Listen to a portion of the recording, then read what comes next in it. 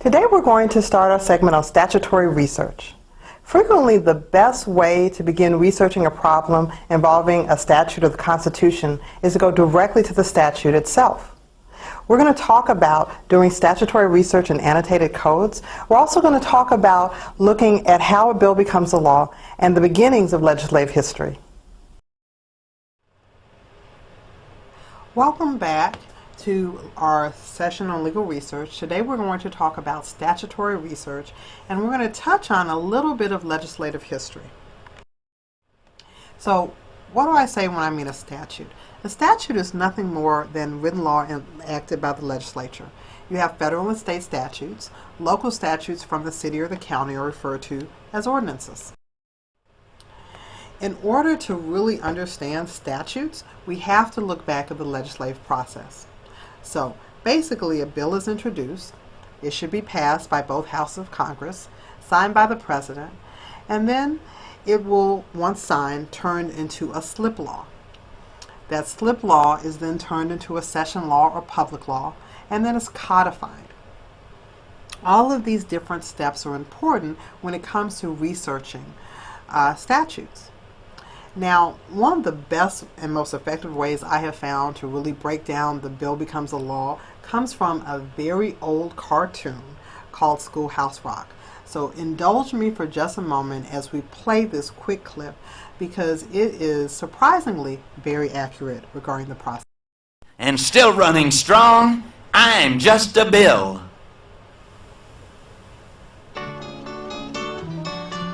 Whew. You sure gotta climb a lot of steps to get to this Capitol building here in Washington. Well, I wonder who that sad little scrap of paper is.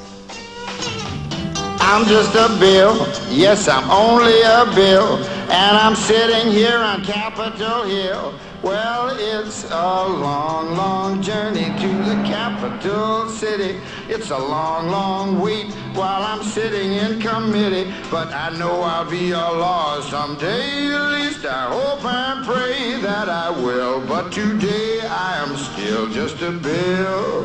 Gee, Bill, you certainly have a lot of patience and courage. Well, I got this far. When I started, I wasn't even a bill. I was just an idea. Some folks back home decided they wanted a law passed, so they called their local congressman, and he said, "You're right, there ought to be a law." Then he sat down and wrote me out and introduced me to Congress, and I became a bill. And I'll remain a bill until they decide to make me a law.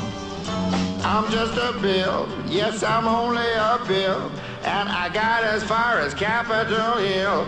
Well, now I'm stuck in committee, and I'll sit here and wait while a few key congressmen discuss and debate whether they should let me be a law. I hope and pray that they will, but today I am still just a bill.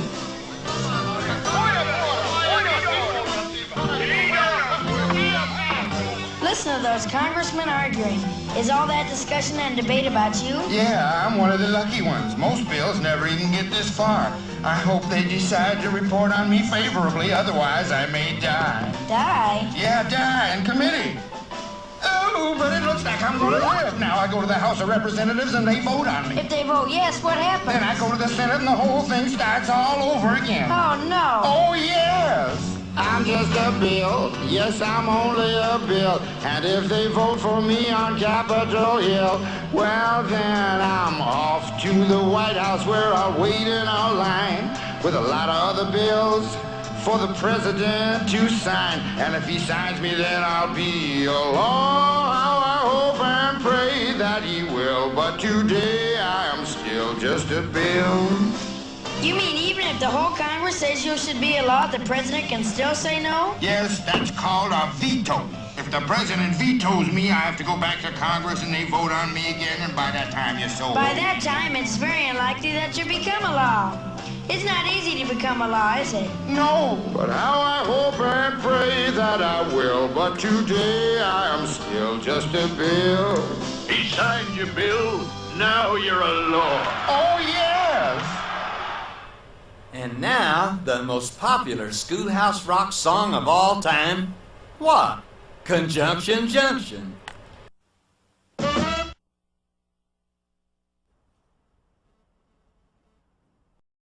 Now, of course, we're not going to look at conjunction junction, but hopefully that video gave us a good idea about not only how a bill becomes a law, but how legislative history is created.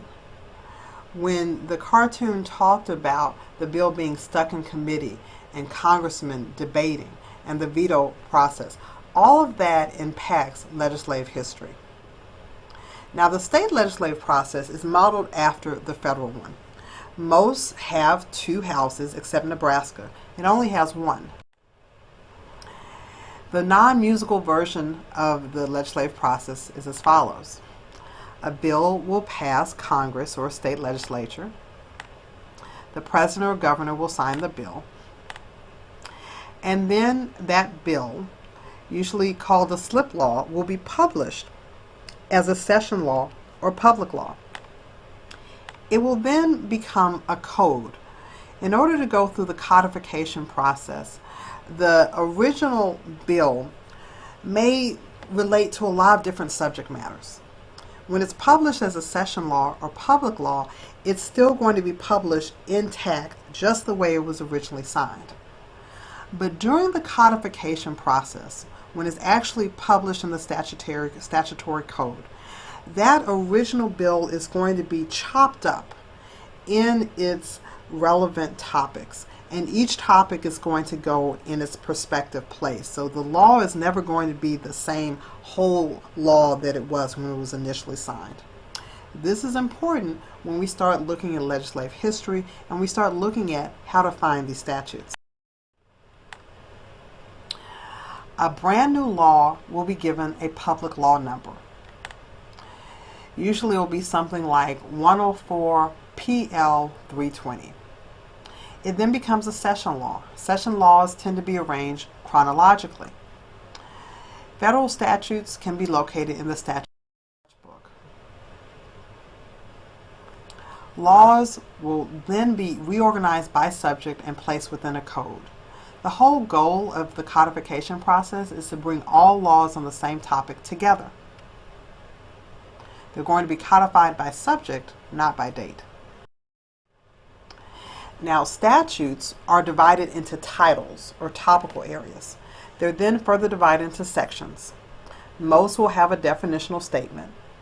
Federal statutes are published in the United States Code, also known as the USC. The United States Code has about 50 titles. Title 11, for example, would be the Bankruptcy Code. 26 would be the Tax Code. The USC, or the United States Code, is published by the Government Printing Office and is the official publisher for the United States Code. There are also unofficial publishers of the United States Code. And this brings us to the distinction between annotated and unannotated codes. So just like cases can be published in multiple places, so can statutes. An annotated code refers to not only the text of the statute, but wonderful research references. An unannotated code only has the text of the statute. Now clearly, I believe annotated codes are much better research tools. For federal statutes, the official code, or the USC, is not annotated. The annotated version would be the United States Code Annotated or the United States Code Service. That would be the USCA or the USCS. These versions are considered unofficial. Even though they're unofficial, the text is the same. Both of these versions have amazing reference aids, including information regarding legislative history and federal regulations. Because the United States Code Annotated System is a West publishing tool, it will also incorporate the key number system. It will list secondary sources like law reviews and journal commentaries, and references to texts and treatises. It will also have notes of decisions, also known as annotations. Now, notes of decisions are particularly helpful.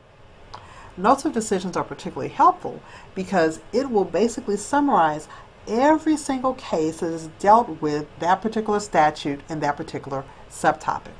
So, for example, if you are doing research on the constitutionality of a particular statute and you want to know what cases have been issued related to standing, then you would go look under standing, and then you'd have a list of all the cases that have dealt with that subtopic and cited the statute.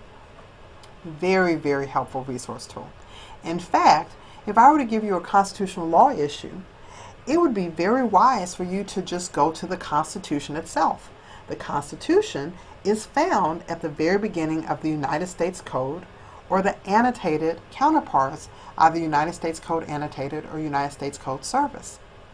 Once you go to whatever part of the Constitution you want to look at, let's say the Fourth Amendment, you can get all of these cases that have dealt with and looked at different aspects of the Fourth Amendment. This can be a wonderful shortcut to doing your research instead of just thinking of brain searching terms and trying to look through cases directly. So how do we go about finding a statute? Well, just like looking at a case, there are three ways to look at a statute. First way is to just look at the citation. The second is to look at the name of the law. And finally, using the general index. If you already know the citation, let's say the citation is 42 U.S.C. section 233, you would start with the title number. In this example, it would be looking up Title 42. Then you would find the section in numerical order. If you're dealing with a brand new law, then you should have the public law number. Remember, that's the number that is first assigned once a bill is first signed. If it's a federal issue, start with statutes at large. You can find the public law number in the conversion table. Some laws will be spread in different codes. What if the statute has a name? For example, what if it's the Victims Rehabilitation Act? Well, many federal statutes have a name. In order to find them, you need to look at the popular name table. It's going to have an alphabetical list of the statutes with citations. And if there are multiple sections listed, that just means the statute was broken up into different sections. If you go to the general index, after dealing with all the letters of the general index, it will then break down to the popular name table. Notice it's usually in very small letters in the spine of the volume for the code section that you're looking at. Finally, to find by subject, you would use the index, and you would use the index like any other indexing system. You'll brainstorm for search terms just like you would the digest. Keep in mind you may need to think of synonyms, and then go straight to the index, and then maybe even the table of contents for your title. I know I gave students a drug issue one time, and drugs was nowhere to be found in the index. But looking in the table of contents, they were able to find the statute that way. Finally, even with statutory research, you always want to update.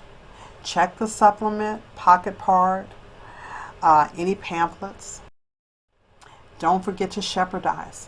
Shepherdizing can be a wonderful way not only to make sure that the statute has not been repealed and is still good law, but also to see other relevant cases that have cited to that statute.